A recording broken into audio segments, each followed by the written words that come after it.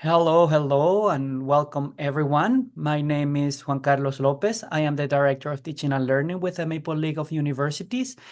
I would like to first start by acknowledging that I'm coming to you from Mi'kma'ki, the unceded territory of the Mi'kmaq people. I am saying these words of my commitment to listen and listen and listen. And a very dear colleague of mine says that once you are done listening, go back and listen and listen and listen again. And I do that to learn what has happened in these lands. I do that to learn what still happens in this land. And with that knowledge, I want to learn about the truth and move towards decolonization and reconciliation, following the recommendations of the Truth and Reconciliation Commission. So I also would like to acknowledge that these lands I'm coming to you from have received people of African descent in different ways. The first record is more than 400 years old, and that record in itself is really rich because the first person documented of African descent documented to have been here came as a translator. So there in itself, you realize that there must have been some contact, and then that story in itself is also rich. And I do that with the same spirit of listening and listening and listening and listening and learning and moving towards a better future for all of us, from my perspective as an immigrant and a settler in these lands. So thank you everyone for joining us. Today we have a very what we call a Maple League hosts event, where we invite people from outside the Maple League. So Mariana is getting closer, and I'll explain in a second. To join us in our Better Together series. So Mariana last month, Dr. Mariana Inés Paludi, that's her full name and title.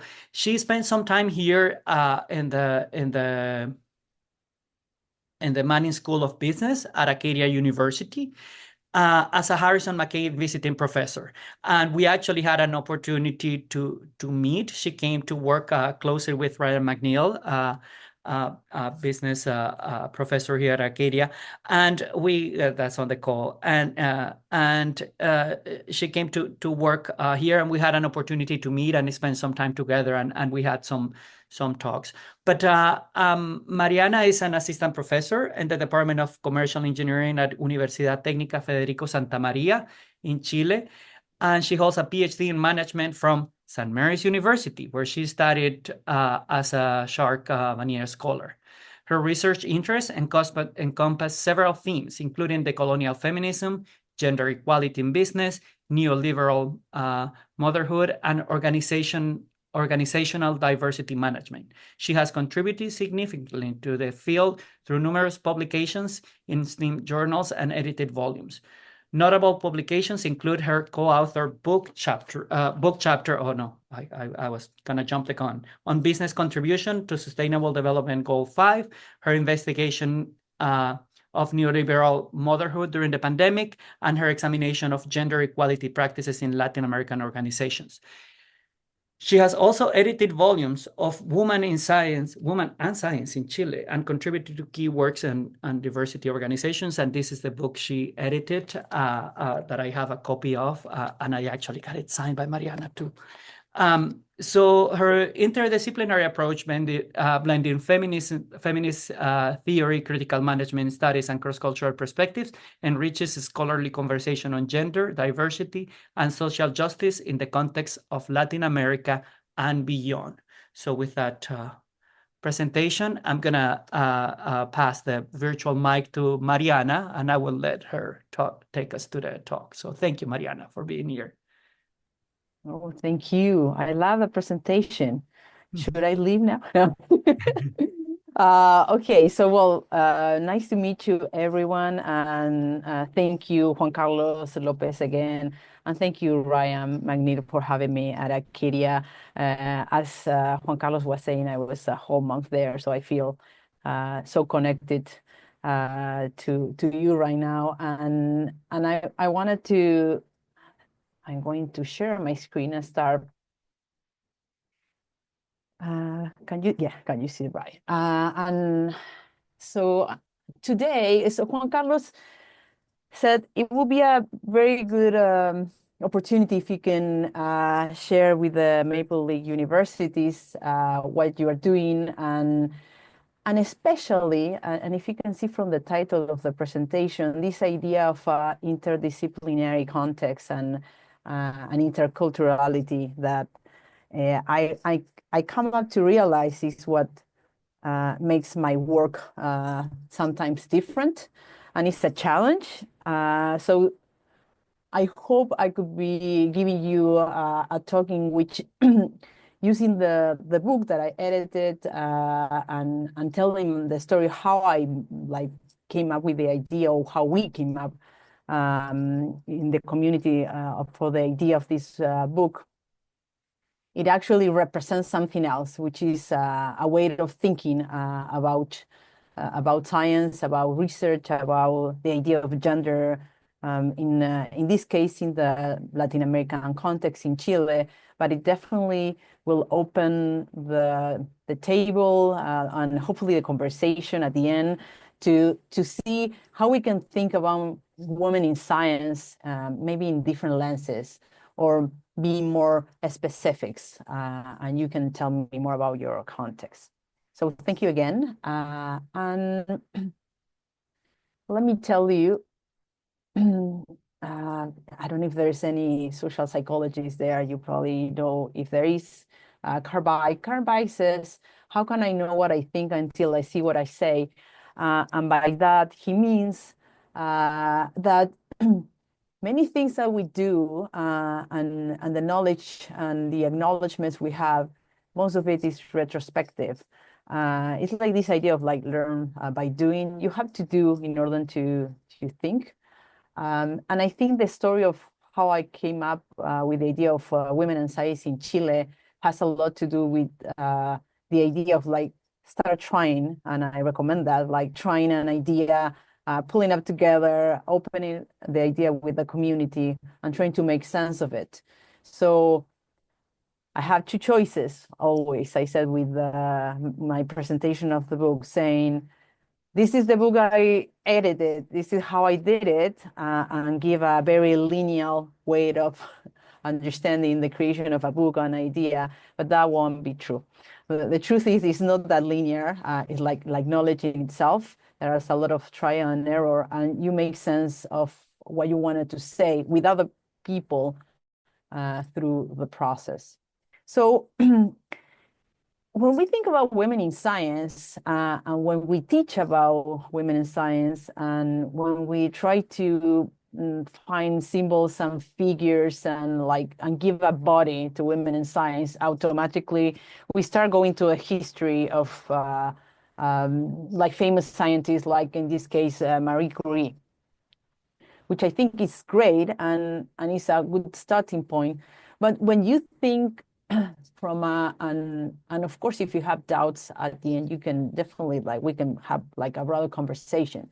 But if you see science and knowledge from a decolonial perspective, that means that you need to be more local. And Marie Curie is a European scientist, a white European scientist. It is a woman, but it's European nonetheless. So when we talk about science, for example, here in Latin America, we have to ask ourselves, how are scientists, women scientists in Latin America, how they are different, and how that context makes a different implication and challenges and trajectories in order to understand how we do science. So having said that, when we think about this idea of women in science, we need to be careful, we need to be cautious.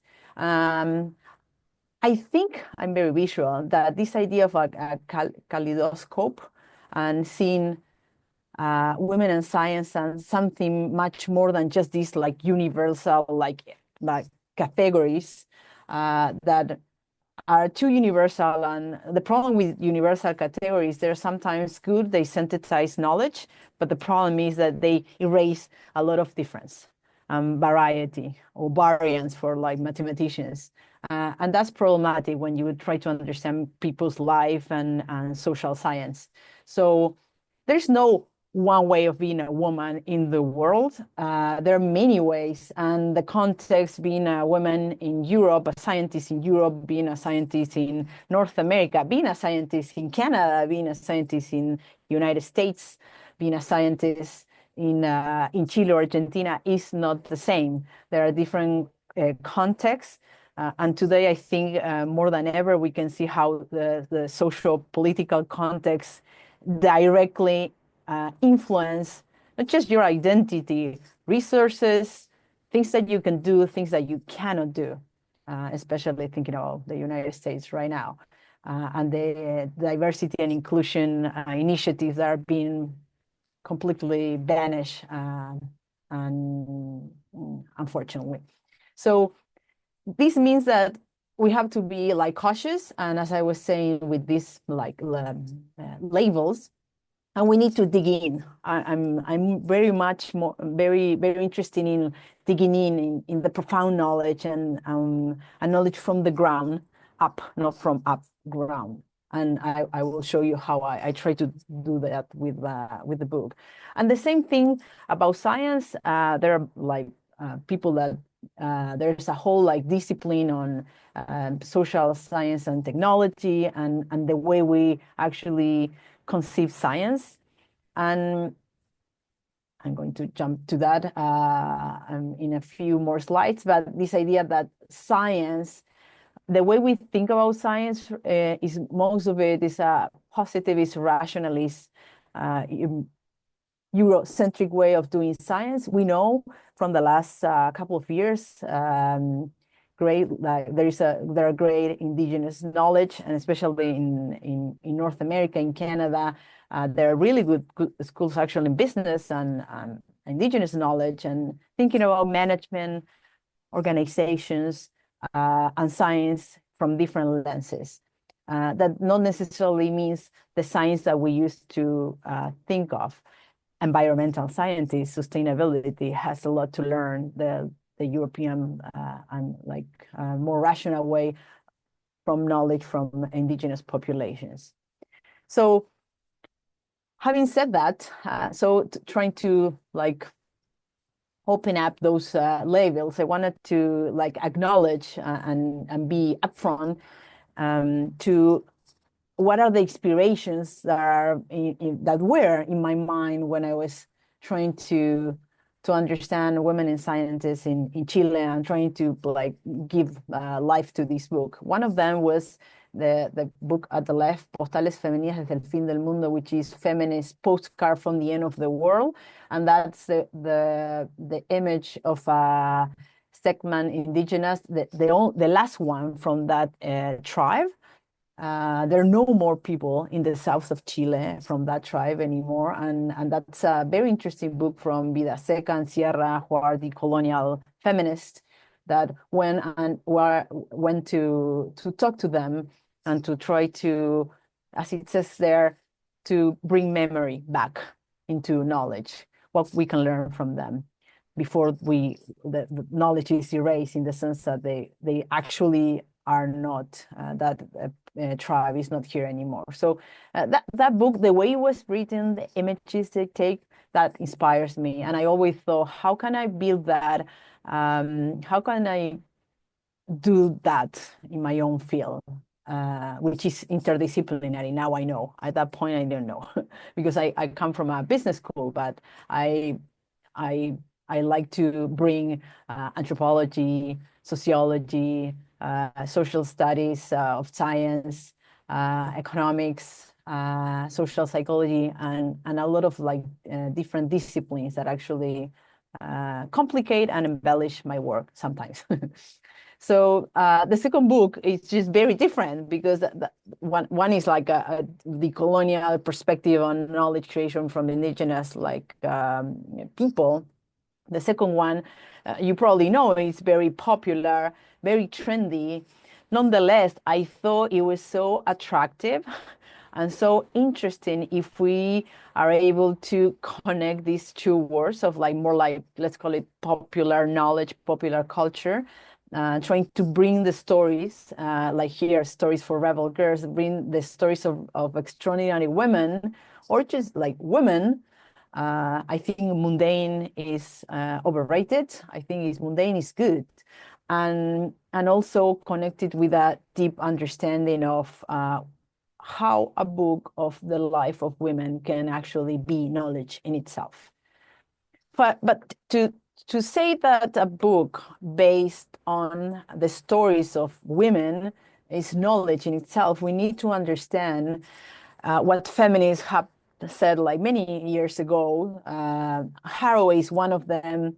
Hardy is another one, that they talk about this idea of like the knowledge that is situated, is, as the word says, situated. It is knowledge, universal knowledge is not situated, it's everywhere. It's like let's call it a recipe for everyone.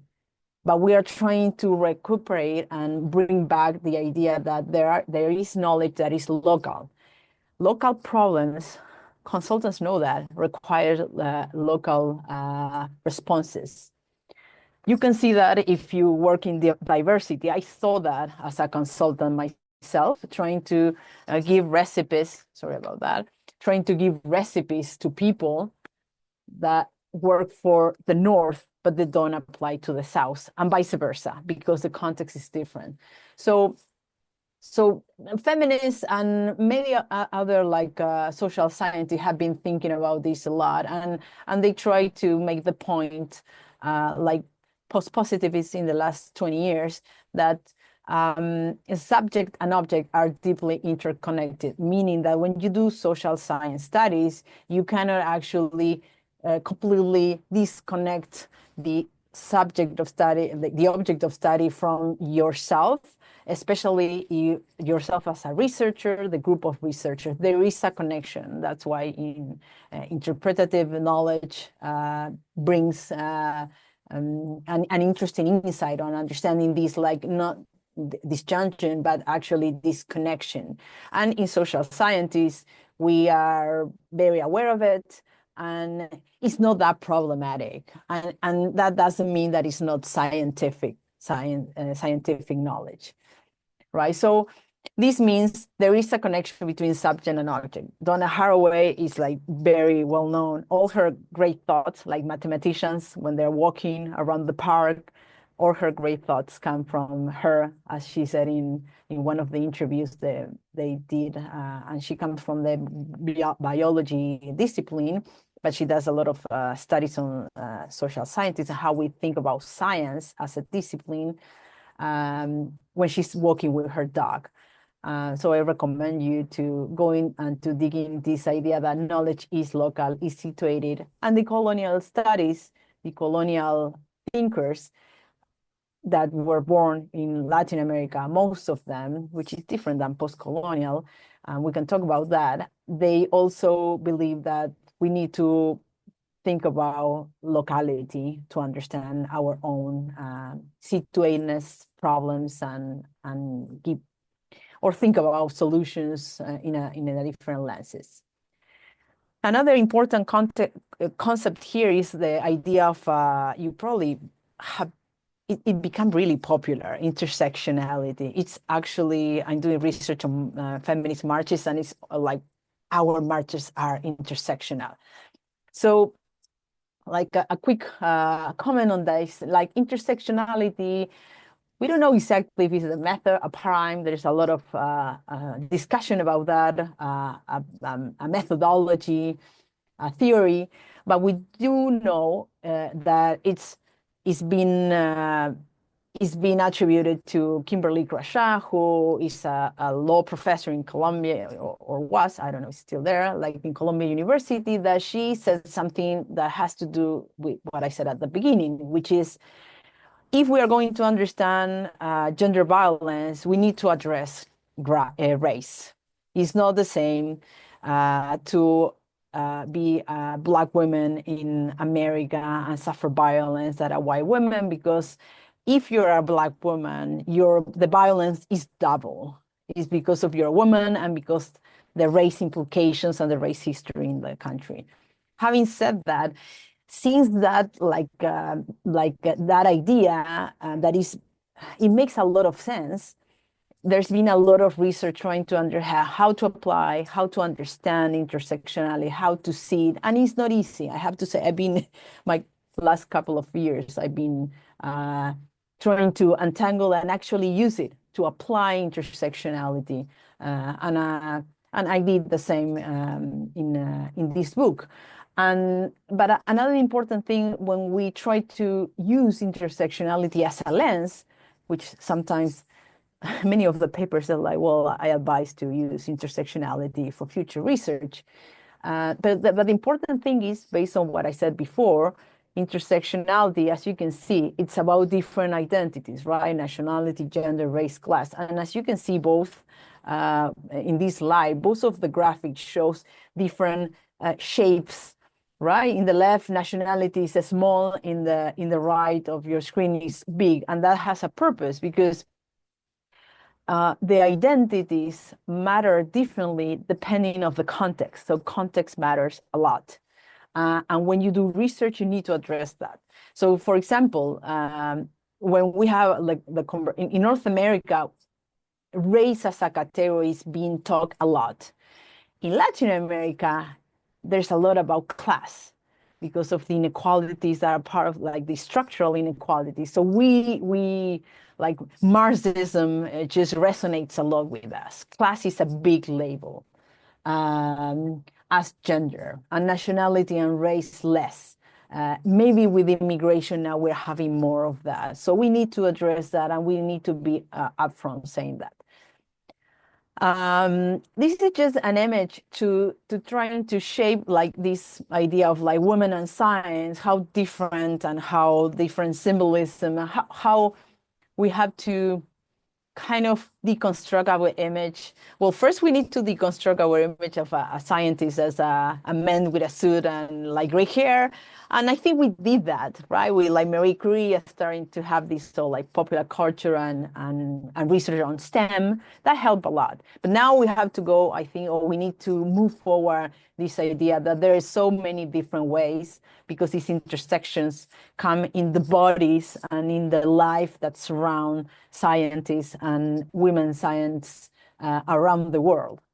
And especially in Canada, based on the immigration and diversity that you have experienced for most of the history of Canada. So talking about context, in 2018, so worldwide, 2017 was big because of the Me Too movement, right? And I know my audience probably know about that. But what you probably don't know is that in 2018, we have protests in Chile. And I mean, I don't know the cause, I don't know the causation, the relation, but I do know that in 2018, there was a very peculiar phenomenon in Chile happening, because it's the first time that students, most of them female, but male also, have protests and strikes in university. A strike in a university means that professors couldn't couldn't teach at all. They barricade, they put chairs on the in Universidad de Chile, Católica. These are famous universities, and universities were shut until governments and university directors and deans sit with feminist students from their universities to address sexual harassment problems with university professors and students. And that took a lot of time. It took I think a couple of weeks, months, which is a lot, for a country like Chile, I will say. And there's a whole history about Chile and students making protests. Students move change and transformation in Chile. This is just a quick image, so you can see a little bit more about how is the history and the context of universities in Chile. And remember, to be a scientist, an academic scientist, you need to go through a PhD, and to go to a PhD, you have to go to a university. So this is the context. So 2018, Council of Dean of Chilean University, the famous crutch. There are 30 universities there, all men with suit. 2024, we have 7 women. So these are the deans of the most important universities in Chile. They decide policy. They decide everything, I will say. And I think, yeah, it was last month that they have this article, and I just wanted to like pop up because it's part of the news. So it's just in the news, it's like, oh, we have 7 women in the dean of councils that will have and this is the biggest participation in female history. So females at the level of like deans are making history. It's interesting because, again, these are the universities that rule every policy, every resource that is going, everything that is happening in universities in terms of like undergraduate, postgraduate, and research, and everything, organizations as a whole. So we can think, well, maybe the glass ceiling is shattering. I don't know. It's still not a lot. Is it parity what we want? I also don't know if 50-50, like the parliament for the Liberal government, like Trudeau. I don't know. I still have questions. It's just a number. I think there's more than that. But I think definitely it's for these countries like a huge shift. And Chile had already 2 times Michelle Bachelet as a president, a female president. And now we are going to have elections, like probably yourself as well, at the end of the year. And there is at least 2 female candidates from different countries, like more conservative and less. So it's interesting what's going on here. So something is cooking. So Women and Science in Chile, this is the name of the book. It's just only in Spanish, although, yeah, thank you. We've been talking about having maybe, and I popped the idea of having one in Canada. Why not? Why not Women and Science in Canada, or in Atlantic Canada? I don't know, but to try to bring, the book tries to bring autobiographical tales of researchers from the 21st century.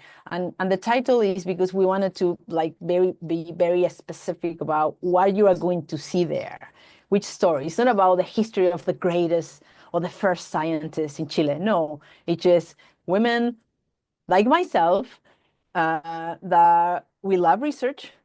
We're passionate about research. We did our PhD. We work in academia in different fields and what that it means.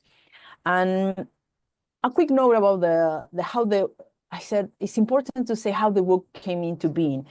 In the context of 2018, all the riots, everybody was appalled about what was happening. Understand that in Chile, we are a little bit behind, like in countries like Canada, in having these conversations about policies, implementation of policies about diversity and inclusion. Machismo and patriarchy works differently. There are a lot of books about that. And so the ambient, like the environment was shaking. And actually in 2019, we have a revolt, like we have riots across the country because people were very mad at the government. So something was cooking. Feminists started to shake we say mover el tablero, to shake the ground like an earthquake. We live in an earthquake territory. So it's like an earthquake. That's what we felt. And because I was new in the university, I moved from Canada to Chile. I was the expert, quote unquote, or the expert they believe they know in the university. They call me and they say, like, Mariana, you and other female research, why don't you have a coffee and try to do something and say something? So us as a university can show our stakeholders that we are actually doing something. So that was administration. They wanted to do that. They had no idea. But sometimes from those very serendipitous, like very, not serendipitous, but strange situations or strange meetings can emerge something very good. And what actually happened is we were like 10 women sitting from different disciplines, biochemists, me from business, an economist, a mathematician.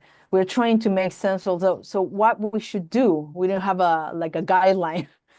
And from those conversations, somebody said we should do a paper on like the glass ceiling. Why women? What are the barriers that female had in becoming like researchers? And for me, because I've been doing research on gender like for the past like 15 years, I said, well, I realized that people that do gender studies, we are very sensitive to gender. We have the lenses. We don't need to like learn those. We see that we see everything with gender lenses, for good or bad. But like women, just for being women, they don't have the sensitivity. They just like and especially women that are in a very masculine environment, which like I'm researching in like physics and chemists and mathematics, the STEMs are still very masculine.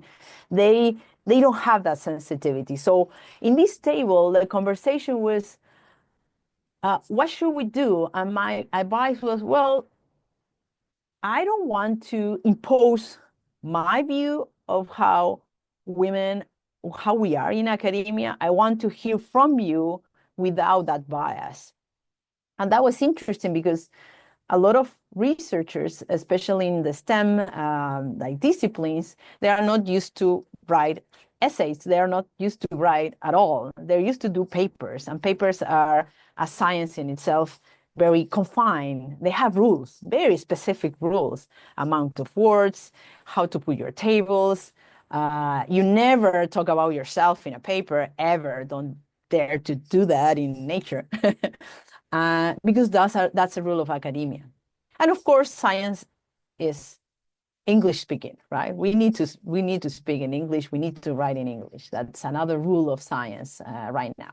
So I came up with the idea of, I was curious actually, like, why don't you talk about yourself and do I thought it would be a very interesting thing to do an autoethnography, like research yourself through the process of being yourself in academia. That wasn't, just to do that type of research, you need a lot of tools. It wasn't easy. And then we end up thinking about autobiographies. Write about yourself. Try to see your trajectory. And that brought another problem, which is, how do I do that? I didn't write an essay since I left high school. So I have to develop workshops. So I advise, when you do this and you try to work with like scientists in the STEM field, and you want to know how their experience is without your own bias, you need to teach them or help them, not teach them, how to reflect first on themselves, and then how to organize their thoughts and their like feelings regarding their trajectories. So we did a couple of workshops, like during a whole week, about how to do autobiographies. Autobiographies are very interesting because they are narratives, and they're very peculiar in the sense that they tell you about yourself, about meanings, but also they intertwine that with events of your life and context. A lot of the researchers in the book give a very interesting sense of the history of Chile. They talk about dictatorship. Some of them studied during dictatorships in Chile since the 70s until the 80, I think 88, 89 in Chile. So it's not like all history. It's pretty recent, I will say, 30 years from dictators. It's not a lot. So that was a pretty interesting challenge. We're used to see this like big autobiography from these women, but here the challenge was how to have many autobiographies from many women in the book. So at the end, we had 20 researchers from across Chile. We began with the university I was working on, but it's hard to find researchers doing their research and also wanted to open up and be immersed in this type of, I will say, project. So we have females from architecture, nurses, theater, engineer, microbiology, neuroscience, physics, among others. Or we, because I have a team of people helping me, although I was like the leading researcher, we decide let's make them write from 3 to 10 pages to reflect about themselves and how to be famous in academia and their research identities. That took a lot of iteration because we wanted to keep their own story flowing and naturally, but sometimes we end up realizing that the lack of total consciousness about being a woman or like the gender aspect, identity, was completely erasing. It's like, yeah, I was here. There were like 20 other like researchers in the Amazonas, in the Amazonian like jungle. They didn't realize that they were the only one, the only women, and the jokes and the environment, they adjust, they assimilate to the majority. So we have to say, hey, what about being a woman in the environment? Can you feel, can you give us a sense? And then they start this like process of, oh, okay, I remember, and they start remembering events and different things that happen as women, because that was the purpose of the book. So to give face, like people faces and body, which is what feminists do. Like, where is the body? These are the women. We have like 2 slides here. And roughly, like what you can see here from the portrait of a lifetime from Marcela Pisi onwards, they are organized based on their seniority. So Marcela, it's around like 60 years old. I remember her story. She's in the field of architecture. She's the daughter of a famous one of the first like women in the medicine department in a very prestigious university in the Universidad of Chile. And that's important because of the class component that I said before. You can see how class, coming from a family where your mom already was in university and did already study in a masculine environment, is not the same as other stories in which they are telling you they are the first one to go to university. We have some indigenous researchers that will, and I have some quotes that I would like to share about them. So this is like a pastiche, I will say, like, or a patchwork. They are very different places. Some of them are not Chileans. They've been developing, they have their trajectories in Chile, but they are not from Chile, from the United States, Hillary Carroll, somebody from Argentina, Bolivia, different places. And as I said, different fields. The names here, I translate them. These are the name of the chapters of the book. I said to them, please tell me how you wanted to, what title do you want, and how you wanted to be named. Because you would think they wanted to be like Marcela Pisi, PhD, as we do in academia. And actually, none of them wanted that. They just want their name, like Marcela Pisi, Amasha Paves. They all have their PhD and their awards and all of that. But it was very, very much grounded, I will say. These are the press, Jennifer Alfaro. So if you go to the end of the slide, exploring in physics a domino effect, Francisca Guzman Lastra is the youngest in age probably, and is the more junior of all. And she's a physicist. She's a physicist. She comes from she studied physics, and she had very interesting things to say about her story. We have like marine biology, Daniela, Science, My Adventure. So the first chapter of the book, so I recollect the 20 stories, we edit them, we have these conversations, we decide, okay, this is going to be the chapter. And then chapter number 1 is me as a researcher saying, okay, based on that, how can I, like theme analysis, how can I bring themes? What are they saying? What do they have in common? And bear in mind that if you read them, they're very heterogeneous, which is complicated because you will see some of the chapters that are really well written. They flow, they have a flow. You go into the story, and some of them they're not. And we wanted to, in the edition, we didn't want to curate that. We wanted to actually reflect that heterogeneity as much as we could. This is a picture of the launch of the book in Chile, in the Center Gabriela Mistral. Gabriela Mistral was important because Gabriela Mistral was the first woman, the first Latin American, I don't know if American, female to win, to be awarded a Nobel Prize in literature. So the center was important. These are some of them. They were able to come because they are across Chile. Chile is a very long country, so it's difficult to travel north-south. And these are the topics. So let me show you with examples, each of them.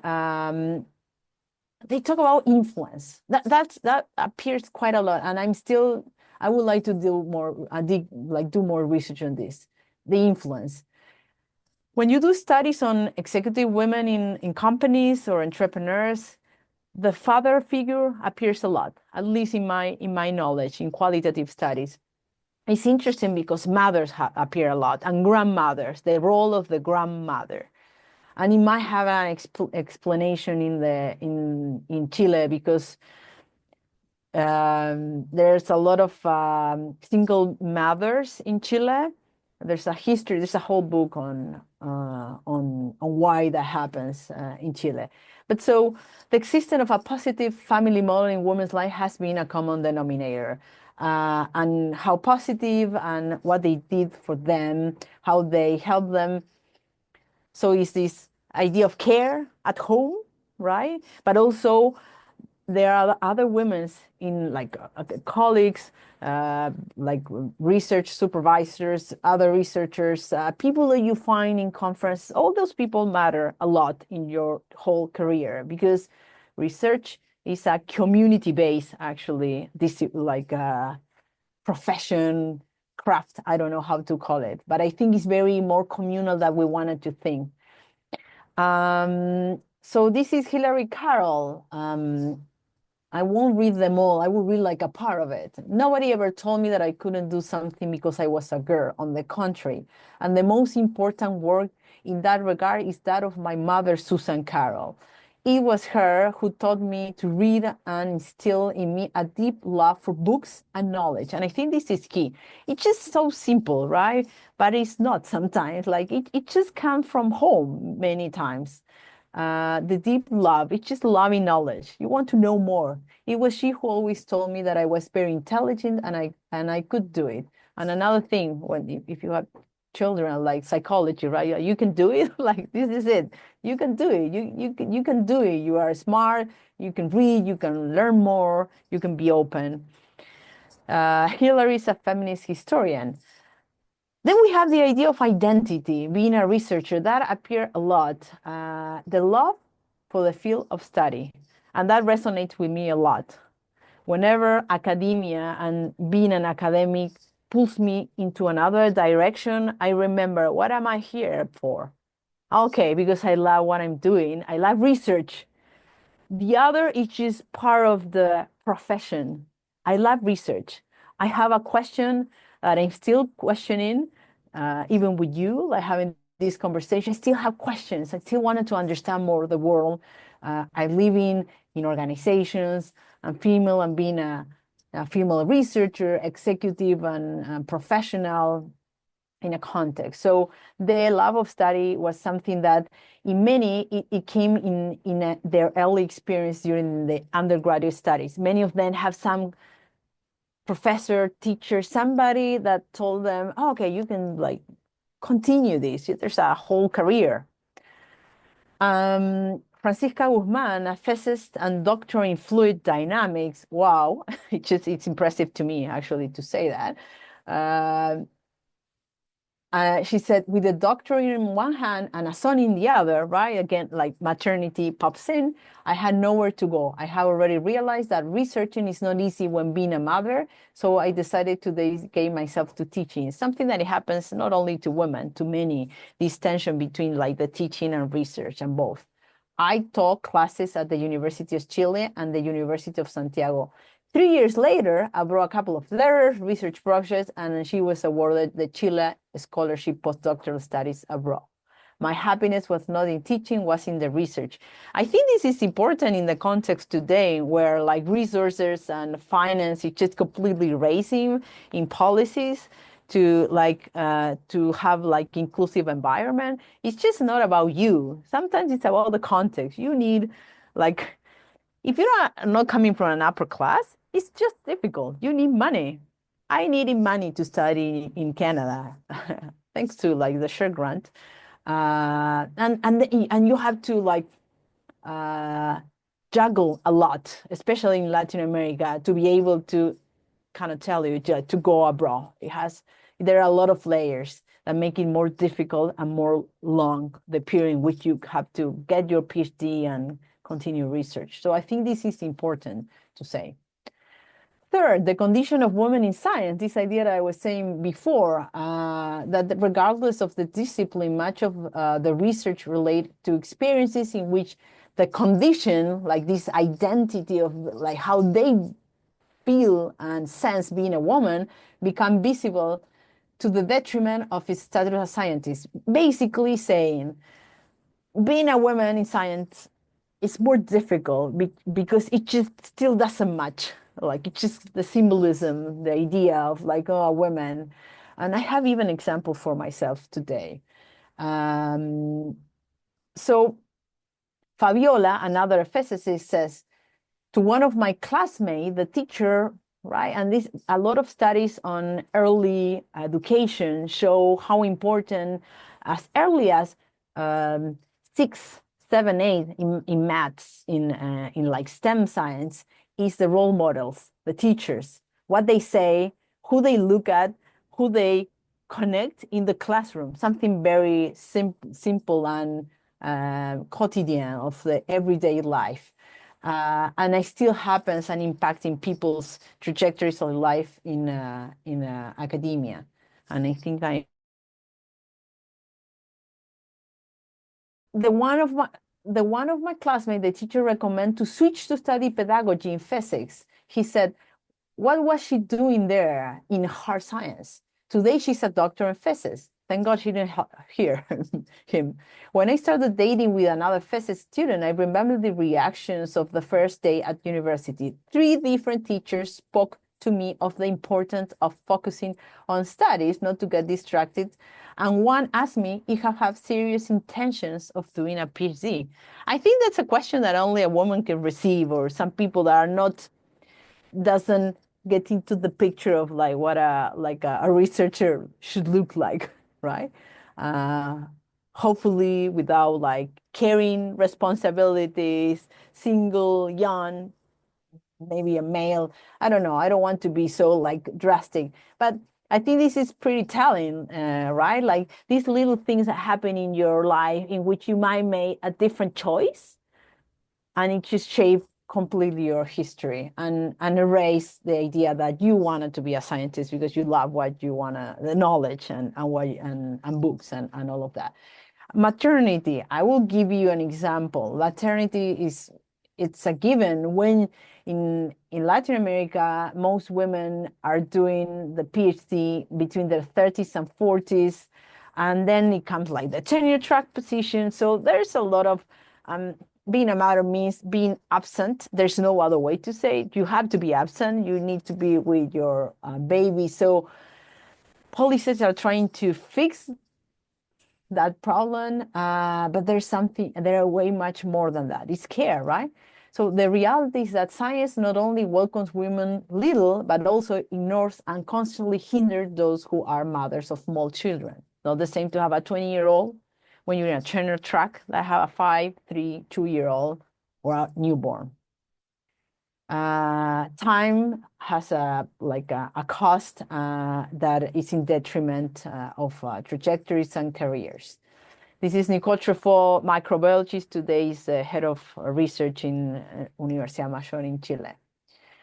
Race and class, like any autobiographical narrative, genealogy is important, ethnicity. There are a lot of people, there are some women they talk about being Basque, Jewish, Persian, Brazilian, Argentine, American, Mapuche, which is an indigenous population, Chilean. That impacts your identity and how you portray in academia. I was born into a very special family. I like this one.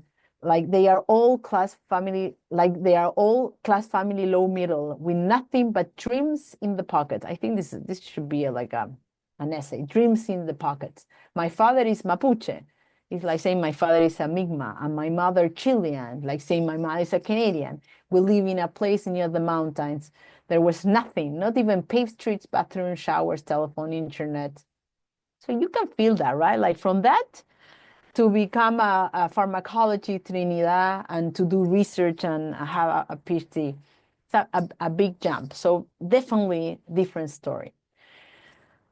So having said that and understanding all these themes, this is a workshop I did with other scientists in another university in Chile, and what I could share about like working beyond the book, it's just working with female scientists, right? We need to understand their trajectories through the PhD process, but then you need to understand the trajectories and their life within the same organization. Each university have their own like values, ethics, and way of doing things, and that impacts if we want to have like more inclusiveness, and we want to have these type of discussions, right?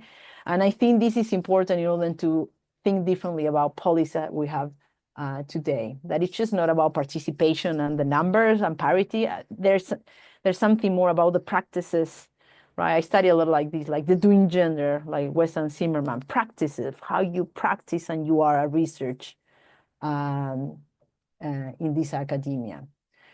So feminist social science and scholarship must create theory grounded in the actual experience, situating knowledge and language of women.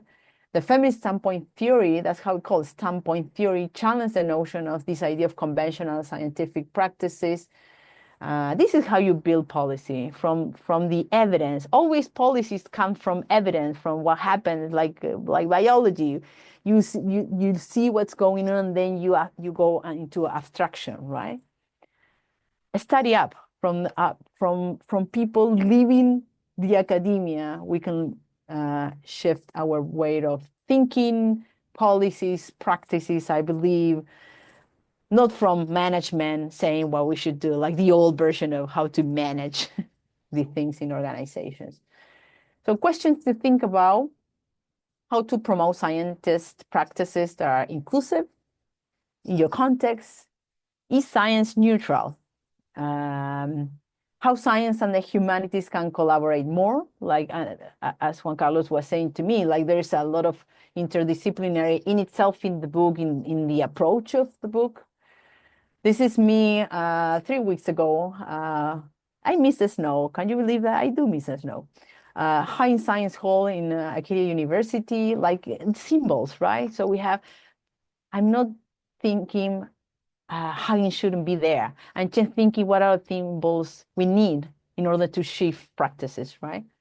Because women, I'm walking, I see that. I have the sensitivity to see it. How can we do it differently in our organizations? How can we add something like more inclusiveness? Questions that I have for you. I'd love to hear from you. How do you do it here in like Antigonish? I don't know if I pronounce it properly. In Cape Breton, in Acadia. What do you do here to promote women in science? How is the dialogue between faculties? If we don't articulate, like we cannot think about humanities and science if we don't have way of communicating it like this one that we have right now, right? And again, thank you for the invitation, for hosting me, and for being able also to open up a conversation. I hope you enjoy what I share with you.